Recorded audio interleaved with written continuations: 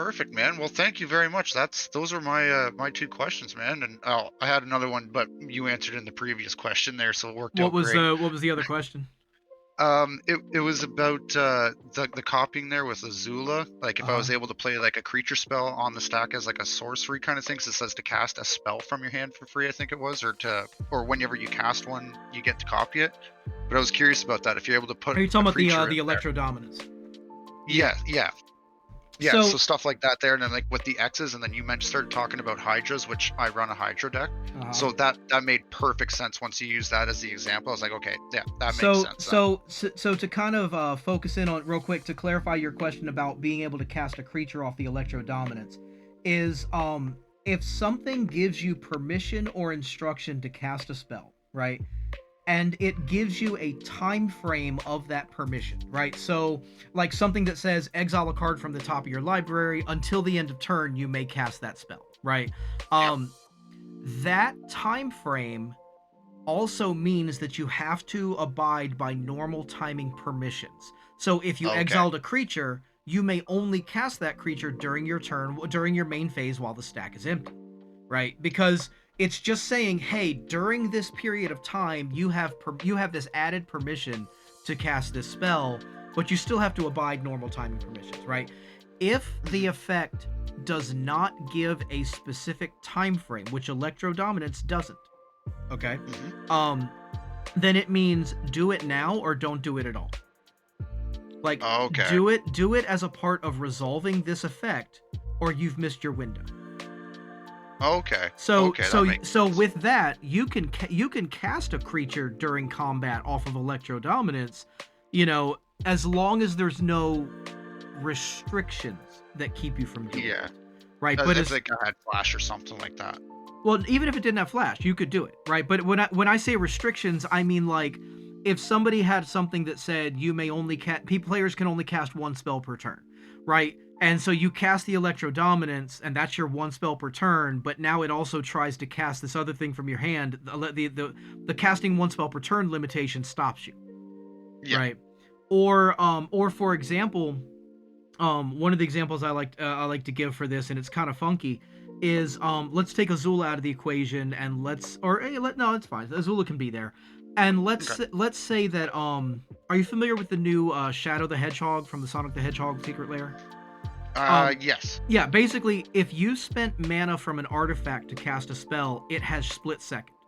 Right? Split second means that while that spell is on the stack, no player can activate abilities or cast spells, right? Hmm. If I cast an Electrodominance and give it split second by using like my soul ring on it, right? Yeah. Then the spell, here's the thing about that most people miss is that spells remain on the stack until they are finished with all of their effects. So like if I cast a rampant growth, most players throw the rampant growth card into the graveyard while they go search for the land. Technically, that's not what happens. Technically, they search for the land, and then once they finish resolving it, the card leaves the stack and goes to the graveyard, right? Technically, that's what's happened. So That's true, yeah. same thing here with Electrodominance. You're trying to cast that second spell while Electrodominance is on the stack. If you gave Electrodominance split second, you would be unable to cast that other spell because there is a spell on the stack right now. Yeah. There's a spell on the stack with Damn. split second. Like you cannot cast another spell at that time because split second is on the stack. So you kind of shoot yourself in the foot that way. But Yeah. so so but yeah, but that's the type of thing where like those types of effects ignore timing permissions as far as like, you know, this is the time you would normally be able to do it, but now you have permission to do it at a time when you normally couldn't, right? Like just, you know, during another player's turn or during combat or whatever, right? But it never violates timing restrictions. Okay. Well, Yeah. that's real handy, man. Well, I greatly appreciate that. Yeah, no problem. Yeah. Well, you have yourself a good day, man. Hey, you too. All Thanks. right, take care.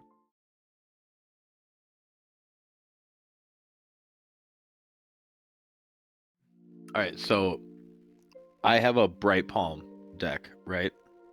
And Are you familiar? That was the Naya counters deck, right? That Naya doubler, does a yeah. lot with backup, I believe, right? Backup. Yep, Yeah, yep, yeah. yep, yep. Okay. So I got the precon, but my buddy actually got me the precon as a gift. Okay. And but I have always, I'm just like everybody else. I have that tendency to I like how it operates, but I know that I could throw things in it to make it better, and it eventually becomes, Yeah. obviously to a different level of, Sure.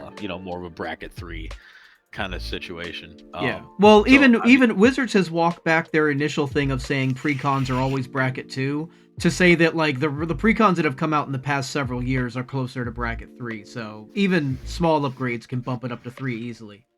Yeah. Right. So if I gave, and this is, I think I already know the answer to this question, but I just want to hear from somebody else. Yeah. If I give Bright Palm Myriad, Okay.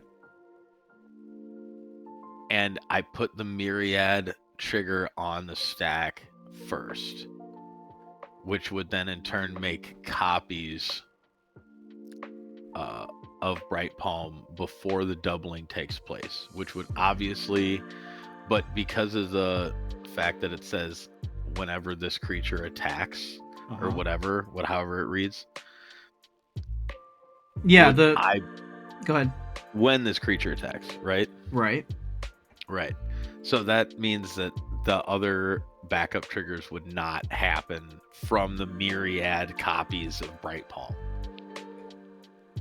Correct. Now, so here's what would happen is so you found for either with like Blade of Selves or a number of other ways, you have given Bright Palm Myriad. So what happens is you attack, let's assume we're in a commander game, you have 3 opponents. You attack one of your opponents with Bright Palm, and you have both Bright Palm's attack trigger and the Myriad trigger going onto the stack. And as the controller of those triggers, you get to decide the order that they go onto the stack. Now, what you can do is you can order them so that the Myriad resolves first. Now, you'll have 2 tokens of Bright Palm entering the battlefield, attacking each other opponent, right? The ones that weren't already being attacked by the original Bright Palm. Now, before any triggers go onto the stack, we have to deal with the legend rule as part of state-based actions. So let's assume you keep the original Bright Palm, you send the other 2 to the graveyard. Now, like you said, those 2 tokens entering already attacking do not get attack triggers, but you do get the you do get the backup trigger. So what you could do, and even though they died pretty much immediately, they did enter the battlefield, and those triggers will go onto the stack. So you have 2 backup triggers that you could, let's say you put those 1/1 counters on the original Bright Palm. Now, again, giving it that backup attack ability and everything doesn't let it suddenly get more triggers, but you did increase the number of 1/1 counters on the original Bright Palm. Which increases the value that you get out of because the attack trigger checks for the number of 1/1 counters on it as it resolves, not when it triggered. So you do get some value out of it, but you don't get any additional triggers as far as the attack trigger goes. No. Got it.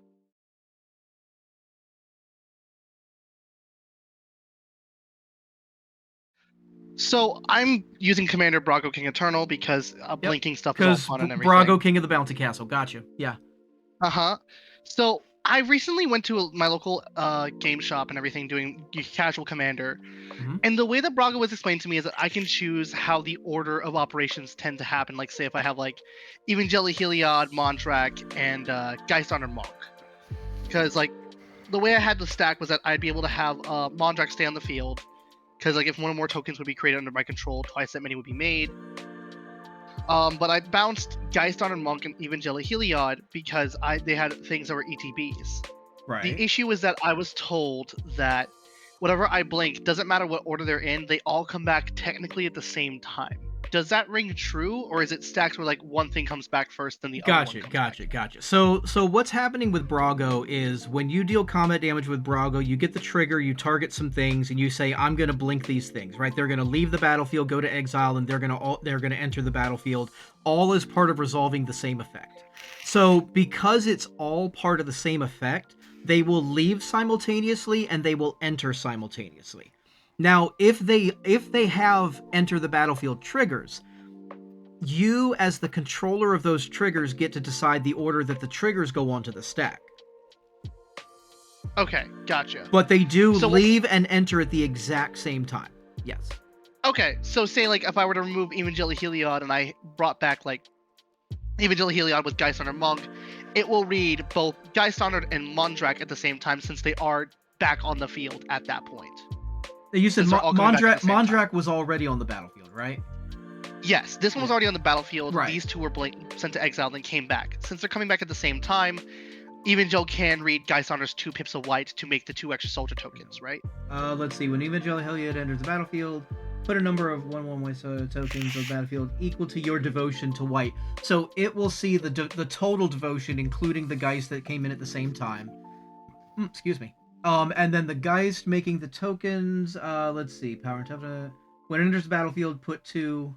Which Mondrak will modify with its replacement effect, changing the number of tokens that you make. Yeah, so like with Evangel, it's gonna with Mondrak, it's gonna edit both Evangel and get Geist Honored to basically double the token generation. Yeah, and that has nothing to do with either of them entering before or after the other. That's just Mondrak has to be on the battlefield as the tokens are being made to get to apply. Right. I'm just making sure because like the LGS argued that I should not be able to have Geist Honored count because Evangel's coming in, and that was they're saying it shouldn't count for the devotion to how many tokens you make. Yeah. Yeah, gotcha. No, they are entering at the exact same time. So as the Evangel is checking for devotion, it will see Geist on the battlefield. Yes. Gotcha. Okay, sounds good.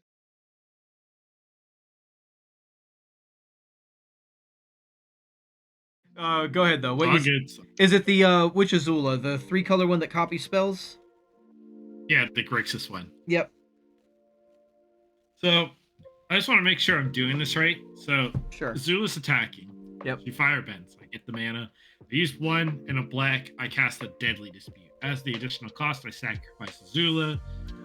I'm assuming it copies the spell because Azula saw the card being cast, but I'm not sure. So Yeah, let me check the exact wording on Deadly Dispute because let's see. All right, so it's not part of the effect. It's as an additional cost to cast the spell, you sacrifice an artifact or creature. Okay. So, unfortunately, Azula does not copy that spell. And I'll show you why. I'm not going to go into like super detail on it, but once you start if you would. Oh, okay. I will go into as much detail as I can then. So in the beginning there was nothing. And then let's not go that far back. When a man and woman love each other very much, they get still too far back. Okay. All right. So here's the thing. The process of casting a spell is broken down into steps. Okay. Now, once you start this first step, nobody gets priority to take any action or do anything except for you activating mana abilities as part of casting that spell. But other than that, nobody gets to do anything. But so these are the steps. First is simply announcing your intent to cast the spell. You have not officially cast it yet. You're just letting everyone know. You're revealing the card and moving it to the stack and saying, "Hey, I plan to cast this spell." Right? That's the first step. Then you make any relevant choices. That could be declaring targets. That could be, if it's like Farewell and it has multiple modes to choose from, that's choosing modes. That could be value of X for a fireball. That could be deciding to use the overload on a cyclonic rift or the kicker on a spell that has kicker. You know, all these choices that you need to make as part of casting the spell, you do that all here, right? Then same thing would go for just real quick. Same thing goes for abilities when they're putting abilities. Yeah, activating abilities goes through the exact same process. Right. Okay. So then after you've made the choices, the game checks to make sure that everything is legal. Right? To make sure that those targets are in fact legal and the modes are in fact capable. You know, did I lose you? No, I'm still here. Oh, okay. I thought I lost your video for a second. All right. So anyway, so it checks the legality, right? Then the next step is to determine cost, right? So it uses all of the available information so far. So like if you were using the overload, it starts with that as the base cost. Or if you said, fireball with X equals 5, it calculates that for the base cost, right? So whatever it determines the cost starting with the base cost, then adds any additional costs to that base cost. Right? You haven't paid anything yet, but it just takes it into account, right? And then if there's any like tax effects, it adds that in. Okay. Then if there's any reductions, it calculates that. And then if there's a trinosphere in play and it applies, then it takes that into account. Then after you've determined your cost, you activate mana abilities. Okay, and that could be anything from tapping lands and mana rocks to sacrificing treasures to sacrificing a creature to your Ashnod's altar or whatever, right? So you activate your mana abilities so that they are now available to spend on that spell, but you haven't spent them yet. Okay, then your video keeps cutting in and out. I keep thinking I'll lose you. Okay. No, I'm still okay. here. All right. Yeah. So after you've activated those mana, now you pay all of your costs, right? So like for example, if you had a creature that you sacrificed to the Ashnod's altar, you couldn't sacrifice that as the additional cost of sacrificing a creature because it's not there anymore, right? That type of stuff. But you pay your costs here. Now, this is the part where in your scenario, you would sacrifice Azula as the additional cost, right? Because that's part of paying the cost. You pay the mana. If there's anything else you need to do, water bending lets you tap creatures and artifacts. And, if you had Convoke, you would tap creatures there. If you had all these, any additional costs, those all happen here. Then, after you've paid the costs, it is officially on the stack and cast. Anything with a cast trigger needs to be here to see this last step of going onto the stack, of officially being on the stack. So if you sacrifice Azula during the pay costs, she is not there to see it officially complete the process and be on the stack, so you don't get the cast trigger of copying the spell. Okay. So it's in the pay cost that I lose the commander and then I can't copy it. Nobody said anything about me being wrong. I just wanted to see if I was wrong. Yeah, I got you. And a lot of players, if you said I'm gonna sack Azula to this spell as additional cost and copy it because of Azula, 95% of players wouldn't correct you because they don't know. A lot of players shortcut this process, and most of the time it doesn't matter. But in moments like this, it does. Yeah, it does. Yeah. Okay. So Azula won't be there to see Deadly Dispute or any of those spells that say sacrifice. Right. So like if you cast Fling sacrificing Azula, you wouldn't get a copy of Fling. Right. That would be so cool if I could get a copy. Yeah, but I like knowing this, even if you shortcut it, you don't have to like specifically go through these steps every time you cast a spell, but you shortcut a lot of times.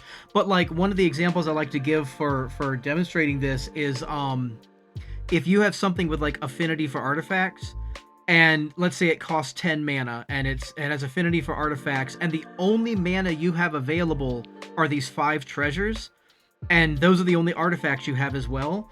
You go through the steps, you determine the cost, taking into account the cost reduction of affinity, so that 10 cost spell costs you 5, and then you activate the mana abilities of sacrificing those treasures, and even though now you have fewer artifacts, it doesn't go back and fix the cost that you determined, right? So it still costs you 5, so you get to sack those treasures and use them towards the spell, even though it changed your affinity after you've already determined the cost with the reduction. Okay.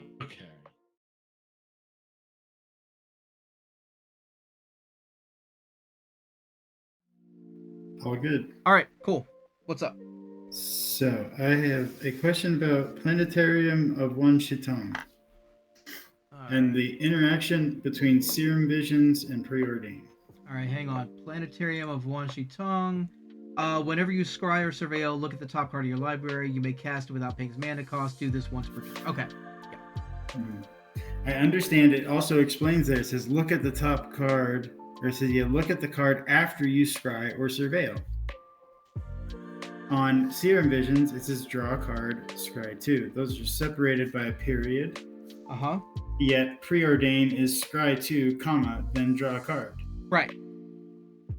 So would I have to scry the 2, then draw the card, then trigger one Tong, or scry 2, trigger one Tong, then draw a card? Gotcha. So here's the thing is that for both of those effects, the scry and the drawing of a card for both of those spells is part of the spell resolving. Like, it's not like a thing that happens later, right? Once a spell or ability begins to resolve, it does all of its effects before anything new is allowed to go onto the stack. Players don't get priority to take actions. Triggers, while triggers do happen and triggering events can happen in the middle of resolving a spell, the actual trigger has to wait until that spell has finished resolving. We check state-based actions, and then that trigger is allowed to go on the stack. So in both of those spells cases, you're going to, as appropriate for the spell, either scry then draw a card, and then you put the trigger of Planetarium on the stack, or you draw the card then scry and put the trigger of Planetarium on the stack. But it's not going to interrupt the spell in the middle of resolving. No. So yeah, needless to say, this one's better for this than this one. I mean, they're both good in that you get to scry, good, you know. And you get the trigger, but yeah. Yeah. One, obviously, you draw the card first, then you scry the 2, which allows you to get 2 chances to get something good off the Planetarium. Whereas I only have 1 chance to get something good off the Planetarium. I honestly, if it were up to me, I would rather scry first and then draw a card. Because with the other one, you run the risk of drawing a card without any ability to manipulate it that you may have wanted to cast for free, right? So I would rather scry the 2, pick the best one to go into my hand and the best one to stay on top to get cast for free.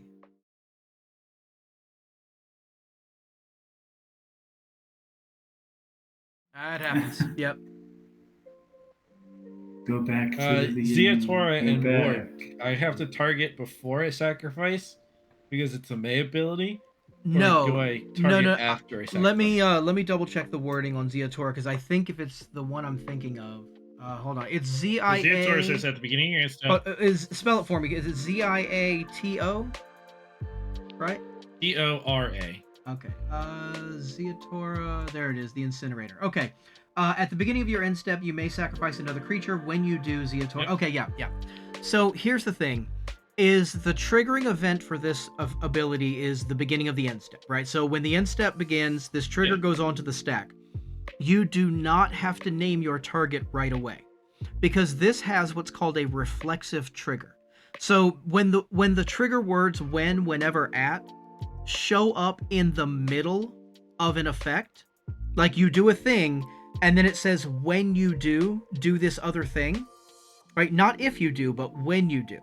Then that is a reflexive trigger that goes on the stack separately, which means you're deciding whether to sacrifice something before you would be declaring target. So you could be like, well, I'm just not going to sacrifice anything. But now the reason it's doing it that way is because let's say it said if you do instead. Okay, if it said you may sacrifice something if you do deal damage to target thing, and you target my creature, and I see your board state, and I can go, oh, well, in response, I'm going to path the biggest creature you have to mitigate how much damage you get to do, right? Then now that creature's not available to sacrifice, so you would have to choose something else. But the way that it's worded is the trigger goes on the stack, and then you just decide as the trigger resolves if you're going to sacrifice something. Then if you choose to sacrifice it, a brand new reflexive trigger goes onto the stack that says deal damage to whatever target, and by that time it is too late to remove the thing that you sacrificed. But that is a separate trigger that goes onto the stack. So it's the same ability but 2 different triggers. That is a little weird. It is. Now there's a knowing that. Yeah. So knowing that if I were to say at the beginning of my end step, somebody goes, I have ward on my creature, you can't target it. I couldn't, because it's a separate triggering ability for sacking the creature to deal target damage to something. You They would still counter it. It wouldn't be. Yeah, because it wouldn't be able to. because Ward doesn't care what kind of an ability it is. It cares that it's an ability that their opponents control, right? A spell or ability their opponents control. And even though it is a separate trigger of that ability, you still control it. You are the controller of that ability, so you would have to pay the ward to target their creature.